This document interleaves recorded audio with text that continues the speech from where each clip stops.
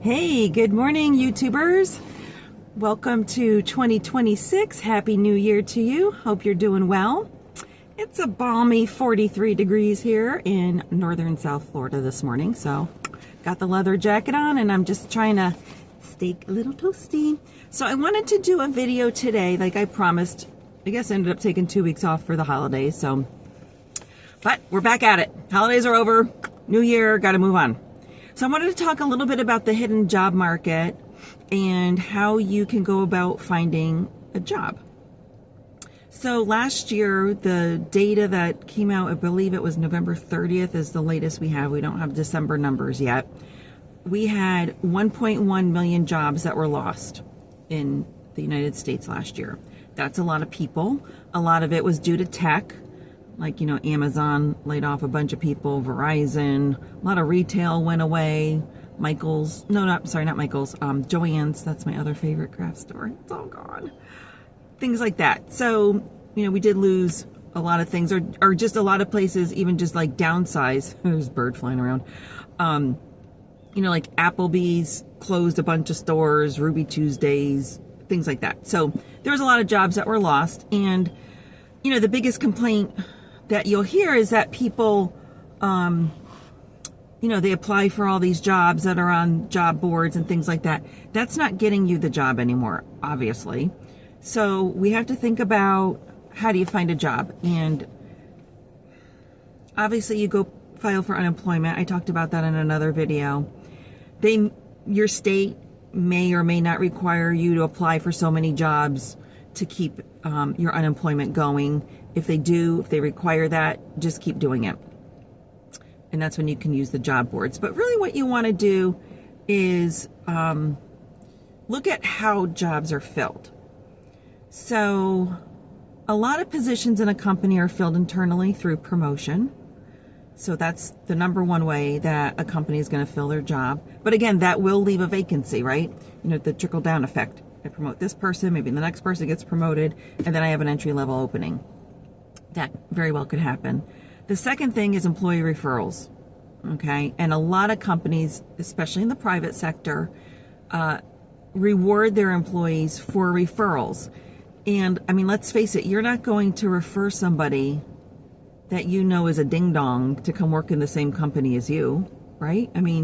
It's your reputation, because if the person is a failure, they're going to go, oh, Jan referred, Bill, who just sits there and plays Minecraft or something on his phone all day. So no, I don't want that to be a reflection on me. So I'm going to refer people I know that do good work. And so are you. And those are the people that know you, that you need to tap into. So I have some notes, because I have a couple pages of some search methods. We're going to talk about 4 of them today. Okay. So, I'm going to get my glasses, because I am not able to see at all. How are these fancy things? So, a couple things. Referral programs, we talked about that. Another way that a lot of companies fill jobs are with external recruiters and headhunters. Again, I'm in government now, but when I was in private, this guy is dragging palm fronds with his pickup truck. I have never seen anything like that in my life. And I don't know why you wouldn't put those in the bed of your truck. I don't know what's going on, y'all. But anyways, especially when I worked in a manufacturing company, I had 1 or 2 recruiters that when I needed engineers or some people to work in some specialty testing areas and things, that I would reach out to them. Yes, there's a fee, and we knew that, but they had the contacts, I didn't. So they were my recruiters. So a lot of companies have relationships with people who already are tapped into the market. So that's the next way. A lot of times, as an employer, we'll reach out to passive candidates. Maybe we interviewed somebody 3, 4, 6 months ago. We liked them. They just weren't selected. We'll call them back. Maybe we felt they were a good fit. We just didn't have anything at the time. That position comes up, we'll call them back. And professional associations, again, I'm part of our local HR group, anytime anyone in our area is looking for an HR person, they post it on our group's website. And again, you tap into people that you know in that group. And sometimes through acquisitions or reorganizations, positions are filled. So what strategies can you do? That's what we're talking about today. So you want to build and leverage your professional network. Okay, so that's really probably the first strategy you should be doing. And again, you're not working, so you have all the time in the world to make your list. So you're going to do what we call a network audit.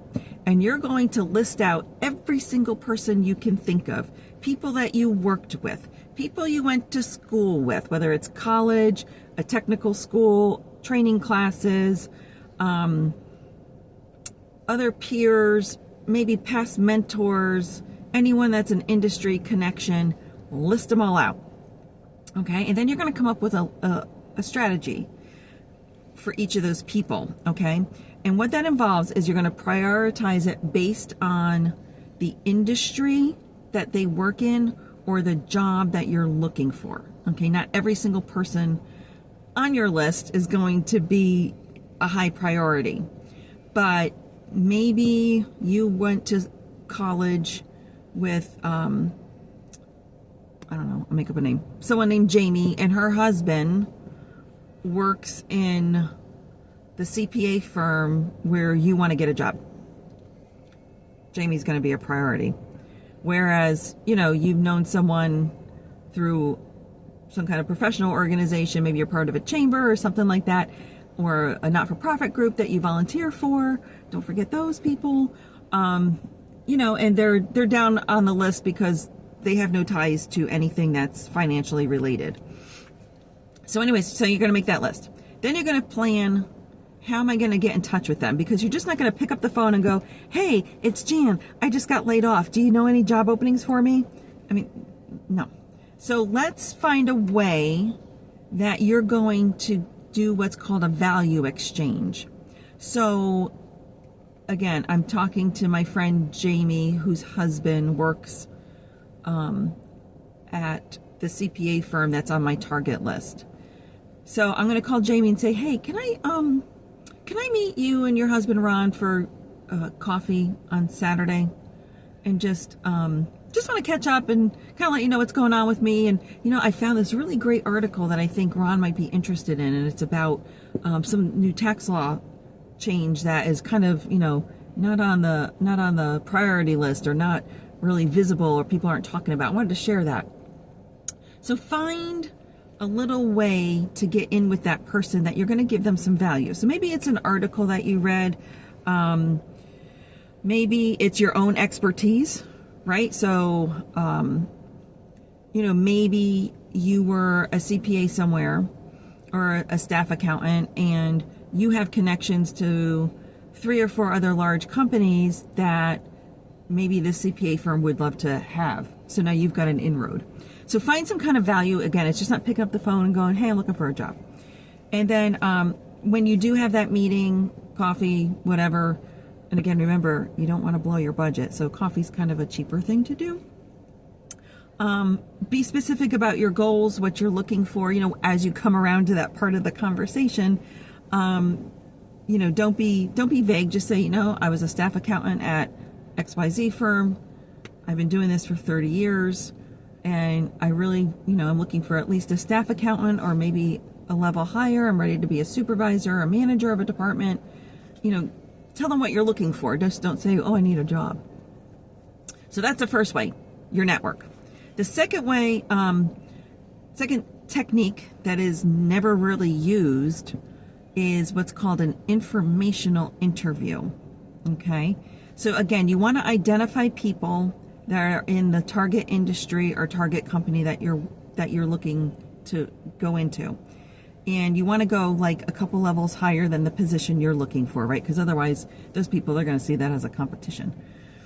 And you want to reach out to them and craft a message. Again, use Google. If you want to use AI, use AI. I'm not an AI fan. I'm trying to use my own brain. But go search, some ways that you can make a contact with that person. And just let them know that you would like to spend 20 or 30 minutes picking their brain about the profession, the industry, what have you. You don't want to take up more than someone's time because they are working and they're not interviewing you, you're interviewing them. And have some thoughtful questions, right? Ask questions about their career path. How did they get where they're going? Do they have any advice for you if they were starting over or starting out in this field? Or if they, lost their job, what would they be doing to try and find a position? Again, you can Google some questions and then do a follow-up with a thank you within 24 hours. You can email it. It is nice to go to the Dollar General and buy a pack of $2 or $3 cards, thank you cards, and either drop one back off. That's what I would do. And, a lot of times this can lead to referrals or introductions within the industry for you. The third thing is LinkedIn. We all know about LinkedIn, and there's a lot of YouTubers out here that are good at LinkedIn. I'm not an expert at LinkedIn, but I kind of use it. But I'm not looking for a job. So again, you want to optimize your profile. Recruiters use LinkedIn a lot. I do get a lot of requests from recruiters. So look at your profile. You can build your skills, your education, your network, all that kind of stuff. Keep it up to date. And then you want to engage meaningfully in LinkedIn. Obviously, you're probably following people who are in your industry. Again, go do a little research on an article, a trend, whatever, and post that. And then add content to other people's posts that's relevant. Whether you agree or disagree, again, this is the professional social media site, if you will, because it is a type of social media, but it's professional. They don't want to know your religious views and your political views. There's no place for that on LinkedIn. This is about your industry, your knowledge, what you can bring to the table.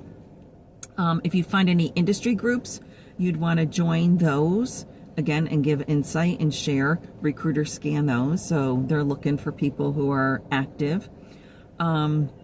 There is this, and I don't know about it, but in my research I found out there's this open to work button on LinkedIn. If you are truly looking for a job and you do not have a job right now, then you want to, post that button publicly. But if you are, hearing the signs, if you read some or looked at some of my other videos about your employer may be downsizing, so now you're kind of starting to search, there's a private way to put that open to work button on your LinkedIn profile. So be very careful depending on what your status is with your current employer. And then make connections with individuals who are in, again, your target companies. You should have a list of where you want to work. You know what your radius is based on where you live, how far you're willing to commute, and you should be targeting the companies in that radius. So find them on LinkedIn, try to link in with somebody who is in that company and start a dialogue that way. That's your number 3 way. And last but not least is just the direct approach. Okay. So again, you have your target list of companies. You should have 10 to 20. Research who are the contacts in that company, and it's not HR. Okay. When you call me, I'm not going to go out to that hiring manager and say, hey, I just got this call from this guy, John, out of the blue who claims XYZ. I'm going to tell you to apply. And I'm probably not going to put you in touch with John, who's supervising the XYZ department. So you need to go do that research and you need to get in touch with them. Okay. Create your value proposition.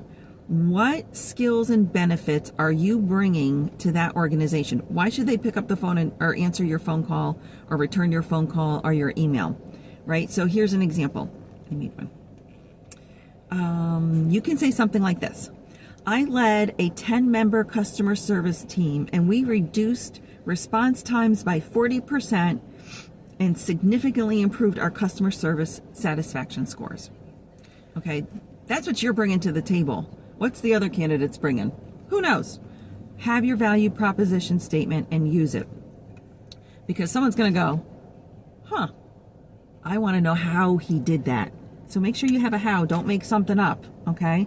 Make sure you did it. That's why you should be getting copies of your performance evaluations before you leave the company that you're with or before you get downsized, because a lot of that is documented in there. So any kind of coaching and conversations you've had with your previous supervisors, dig those out and start using them to make your value proposition.